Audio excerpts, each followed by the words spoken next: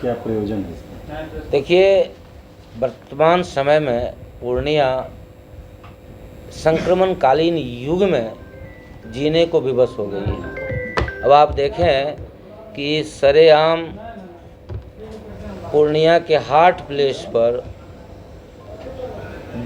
लूट और डकैती अंजाम दे दिया जाता है। अपराधी बेखौफ होकर के घूम रहे हैं। कस्बा की प्रकरण आप लोगों ने ज़रूर सुना होगा कि एक जनप्रतिनिधि को, पूर्व अध्यक्ष को, नगर अध्यक्ष को गोली मार दी जाती है शाम में। वहाँ प्रशासनिक की सुस्ती आपको देखने को मिलती है। ऑब्वियस है कि यदि प्रशासन मजबूती से काम करे तो 24 घंटे के अंदर एक भी गुंडे मवाली दिखेंगे नहीं। वहाँ प्रशासन सुस्त है। लेकिन यदि गरीब वंचितों को हक से वंचित करना है, मजबूर को परेशान करना है, तो वहाँ आप प्रशासन की चुस्ती देखेंगे। एक घटना जो आप लोगों के नज़र में मैं लाना चाहता हूँ, ये है बाजार समिति गुलाब बाग के पूर्व में मौजा लखनझड़ी, मौजा थाना 97, खाता 146, खेसरा 519 के ज़मीन का, जिसका मूल खतियान में रकबा 1 एकड़ 37 डिसमिल दर्ज है। जब NHI को दरकार हुई थी तो NHI ने 9 डिसमिल ज़मीन भूस्वामी से लिया। अब वर्तमान में भूस्वामी के नाम जमाबंदी में 1 एकड़ 28 डिसमिल ज़मीन बचा हुआ है। अब काबिल गौर बात है कि बिहार सरकार की संस्थाएं, अंचल कार्यालय भी है और अनुमंडल कार्यालय भी है। ऐसा नहीं है कि अंचल बिहार सरकार संचालित करती है और अनुमंडल तालिबानी सरकार, अफगानिस्तान की सरकार संचालित करती है। तो बिहार सरकार के अनुमोदित कार्यालय अंचल से खतियान भूस्वामी सीताराम यादव, स्वर्गीय सीताराम यादव और स्वर्गीय गौरी शंकर यादव के नाम दर्ज है। म्यूटेशन स्वर्गीय गौरी शंकर यादव और सीताराम यादव के नाम दर्ज है। भूस्वामित्व प्रमाण पत्र या जिसे आप LPC कहते हैं, LPC भी भूस्वामी के नाम दर्ज है। NHI ने भी ज़मीन भूस्वामी से लिया है। और सबसे बड़ी बात कि वर्तमान समय में उन्हीं ज़मीनों का ऑनलाइन रसीद कटता है, जिसकी पैमाइश होकर के ऑनलाइन कर दिया गया है। ऑनलाइन रसीद 2024-25 तक का भूस्वामी गौरी शंकर यादव, स्वर्गीय गौरी शंकर यादव और स्वर्गीय सीताराम यादव के नाम दर्ज है। ऑल ऑफ ए सडन 28 तारीख को सदर SDO पूर्णिया सैकड़ों की संख्या में फोर्स ले जाकर उक्त जमीन पर बने 20 लाख की लागत से बने 4 दीवारी को तहस नहस कर देते हैं, तोड़ देते हैं, सारे ईंट गायब करवा देते हैं। वहाँ संचालित भूस्वामी के बेटे के द्वारा वहाँ जो संचालित बकरी फार्म था, उसे तोड़ के तहस नहस कर दिया जाता है। वहाँ पर मौजूद 150 बकरियाँ गायब हो जाती हैं। वहाँ चारे का मशीन था, चारा काटने वाला, उसको तोड़ फोड़ के फेंक दिया जाता है। वहाँ दर्जनों मजदूर रहते थे जो कि हमारे क्लाइंट यानी भूस्वामी के यहाँ काम किया करते थे, उनके घर को भी उजाड़ दिया जाता है। मैं आपके माध्यम से SDO पूर्णिया से पूछना चाहता हूँ कि यदि खतियान बिहार सरकार ने ऑथेंटिकेट किया है, LPC बिहार सरकार ने ऑथेंटिकेट किया है, म्यूटेशन बिहार सरकार ने ऑथेंटिकेट किया है और अद्यतन ऑनलाइन रसीद भी बिहार सरकार ने ऑथेंटिकेट किया है, तो बिहार सरकार के एक नुमाइंदे के रूप में आपने उस उक्त भूमि के मालिक को अतिक्रमणकारी कैसे कह दिया? आपके नज़र में भूस्वामी अतिक्रमणकारी कैसे हो गए? हाँ, बाजार समिति को ज़मीन की आवश्यकता थी या होती। हम सभी जानते हैं कि विकास कार्यों के लिए ज़मीन एक्वायर की जाती है और लोग स्वेच्छा से देते भी हैं। उसके लिए प्रक्रिया है या नहीं कि रातों रात आप जाएंगे बुलडोजर से किसी का निजी ज़मीन तोड़ के एक्विज कर लेंगे आप? कोई नोटिस नहीं दिया, ना कोई नोटिस, ना कोई पूर्व सूचना, कुछ भी नहीं। All of a sudden 300-400 force के ताकत से निजी भूस्वामी के ज़मीन को कब्जाया गया। और आप ही लोग जैसे पत्रकार ने जब उनसे सवाल किया SDO साहब से कि अभी जो आपने ये अतिक्रमण मुक्त कराया है, इसका आधार क्या है, तो उन्होंने बड़ा गोलमोल जवाब दिया कि पहले ज़माने में बाजार समिति के बाउंड्री हुआ करते थे, हमने बाउंड्री के अवशेष को देखकर खाली करा दिया है। तो भैया पहले ज़माने में अंग्रेज़ों का यहाँ अवशेष हुआ करता था। अभी आप देखते हैं गिरजाघर कई जगह अंग्रेज़ों ने बनाया था, तो क्या अंग्रेज आके घेर लेगा उसको? या बिहार सरकार ने जिसको ऑथेंटिकेट किया है ज़मीन उसकी है, या जो कल्पना में आप कह देंगे तो आपकी ज़मीन है? दिलचस्प बात यहीं ख़त्म हो जाती तो बड़ा उतना ज़्यादा तकलीफ़ नहीं होता। एक तरफ बिहार सरकार ऑथेंटिकेट करती है भूस्वामी को कि आपकी ज़मीन है, बिहार सरकार के एक नुमाइंदे आते हैं एसडीओ साहब, तोड़ फोड़ के तस्दीक रेस्ट्रिक्शन नोटिस जारी करते हुए रजिस्ट्रार के यहाँ भेज देते हैं कि खाता 146 खेसरा 519 रकबा 1 एकड़ 28 ईस्वी ज़मीन रजिस्ट्री नहीं होना चाहिए। क्यों? क्योंकि यह NHI केंद्र सरकार की ज़मीन है।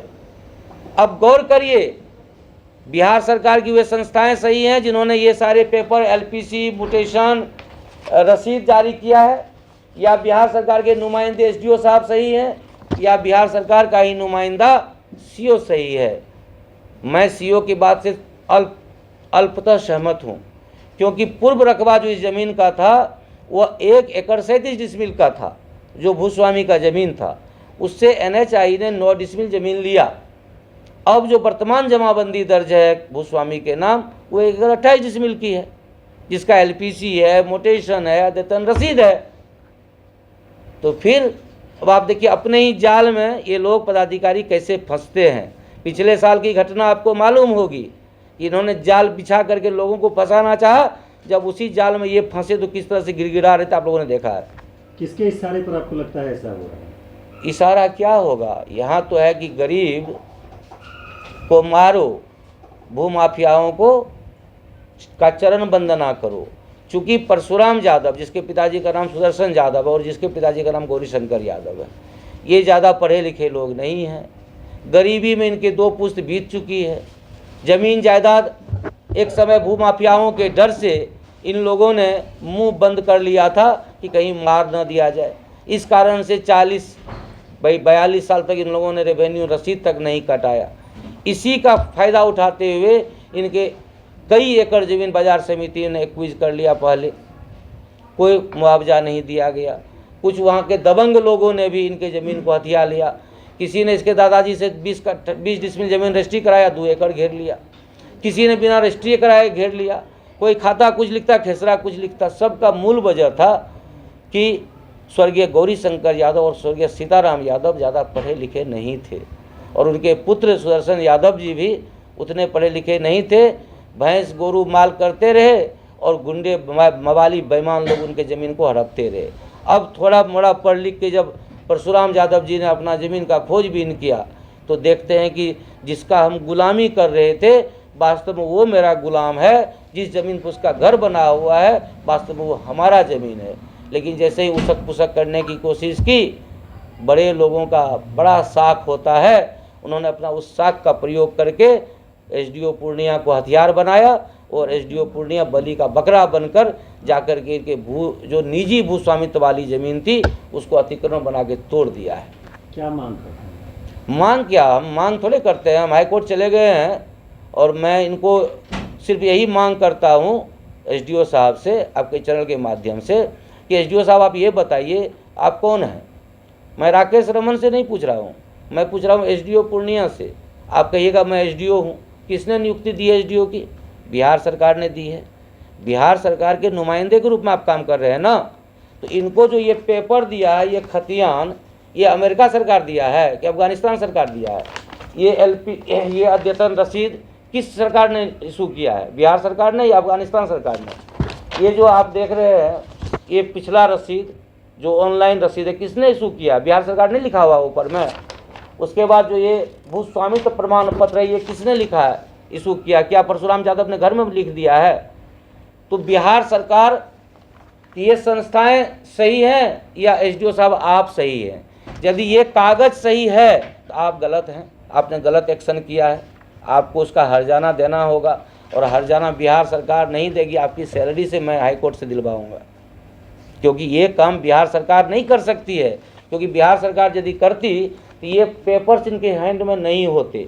दर्जनों बार इन्होंने आरटीआई मांगा कि हमें ये बताइए कि बाजार समिति में किन किन खातों से आपने ज़मीन लिया है, बाजार समिति का नक्शा क्या है, लेकिन इन्होंने जवाब नहीं दिया। ये प्रथम अपील में गए, वहाँ जवाब नहीं मिला। तब ये देखिए अरविंद कुमार सचिव, आप देखिए प्रेषक हैं, उन्होंने पूर्णिया में किसको, अनुमंडल पदाधिकारी को प्रेषित किया है कि अनुमंडल पदाधिकारी एसडीओ साहब जी, आप इनके मांगी गई सूचना को उपलब्ध कराते हुए एक कॉपी हमको भी दीजिए। इनके जवाब में एसडीओ साहब क्या लिखते हैं ये भी आप लोग जान लीजिए, और ये जानना जरूरी है। एसडीओ साहब इसके जवाब में लिखते हैं कि मांगी गई सूचना का फाइल बहुत पुराना है और ये उपलब्ध न कराना मुश्किल नहीं नामुमकिन है, इसलिए मैं ये फाइल उपलब्ध नहीं कराऊंगा। कहाँ सूचना, ये देखिए एसडीओ साहब का जवाब है जो सेक्रेटरी बिहार को दिया गया है।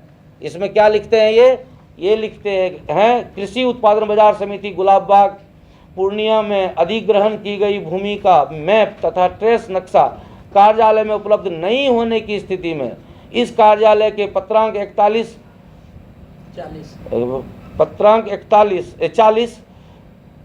पूर्णिया दिनांक 8/1/2022 के माध्यम से सहायक प्रशासक बिहार राज्य कृषि विपणन परिषद पटना से मांग की गई है, किंतु इस संबंध में अभी तक क्या है ये विभाग से उक्त जमीन का मैप एवं नक्शा प्राप्त है। ये मांग किया गया था सचिव के माध्यम से। एसडीओ साहब ने जवाब में लिखा है कि ये हम नहीं उपलब्ध करा सकते हैं क्योंकि ऐसा कुछ हमारे पास उपलब्ध ही नहीं है। ये भी कॉपी मैं आपको दे देता हूँ, आप बाकायदा पढ़ के उसको छापेंगे। अब मैं आप लोगों से सवाल करता हूँ, पत्रकार समाज की आँख होते हैं, पत्रकारों के आँख से समाज सही और गलत का फैसला करती है। ऐसे में जो प्रशासनिक हुड़दंग यहाँ चल रहा है, इस प्रशासनिक हुड़दंग को यदि समाज और बिहार सरकार तक आप लोग नहीं ला पाते हैं तो यह पत्रकारिता धर्म का सबसे बड़ा तकलीफ दे प्रकरण रहेगा और एक गरीब न्याय पाने से वंचित हो जाएगा। बाकी मैं हाई कोर्ट में इनका केस देख रहा हूँ, मैंडेमस रीट फाइल हो चुका है, को तलब किया जा सकता है कोर्ट में, कल या परसों या नरसों जब भी होगा तलब किया जाएगा और उन्हें जवाब देना होगा कि बिहार सरकार के द्वारा ऑथेंटिसाइज्ड डॉक्यूमेंट्स को आपने किस आधार पर धता बताकर रातों रात बुलडोजर चलाया है और कोर्ट धाम पीट करना शुरू कर दिया है। क्या भूस्वामी को नोटिस देना भी आपने वाजिब नहीं समझा? आपने एक्विजिशन का आधार भी स्पष्ट नहीं किया है, एक्विजिशन का आधार क्या है।